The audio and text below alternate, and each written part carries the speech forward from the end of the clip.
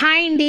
నేను ప్రతి శుక్రవారం మానకుండా చేసే కొన్ని పనులు. ముందుగా గడపను నీట్గా పసుపు కుంకుమలతో అలంకరించుకొని గుమ్మానికి ఇరువైపులా కుబేర ముగ్గు పెట్టుకుంటాను. ఏ ఇంటి ముందు ముగ్గులతో పసుపు కుంకుమలతో ఇలా పచ్చగా ఉంటుందో ఆ ఇంటిని వదిలి అమ్మవారు అస్సలు వెళ్ళదంట. అలాగే ఇంటి ఇల్లాలు కూడా శుక్రవారం మాత్రం ఇలా చీర కట్టుకుంటే అమ్మవారికి చాలా ఇష్టం అంట. పసుపు కుంకుమతో రోలుని అలంకరించుకుంటే చాలా మంచిది. రోలుని మనం లక్ష్మీదేవిగా భావిస్తాం కాబట్టి తాబేలు బొమ్మలో వాటర్ పోసుకొని ఈ విధంగా పూలైతే పెట్టుకుంటాను. దీనివల్ల పాజిటివ్ ఎనర్జీ పెరుగుతుంది. స్టవ్ దగ్గర కూడా ఇలా ముగ్గులు పెట్టుకొని అమ్మవారికి పాలు, బెల్లము, యాలకులు కలిపి నైవేద్యం పెట్టుకుంటాను. 108 నామాలతో అష్టోత్తరం చదువుతాను.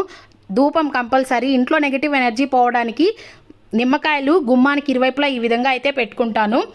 అలాగే లవంగాలు, బిర్యానీ ఆకు, కర్పూరం 3 కలిపి ఇంట్లో పొగ పెడతాను. దీనివల్ల నెగిటివ్ ఎనర్జీ పోతుంది. వీటన్నింటిని మించి భక్తి ప్రధానం. భక్తిలో అమ్మవారికి అందరూ సమానమే. ఏ పనైనా భక్తితో నమ్మకంతో చేయాలి.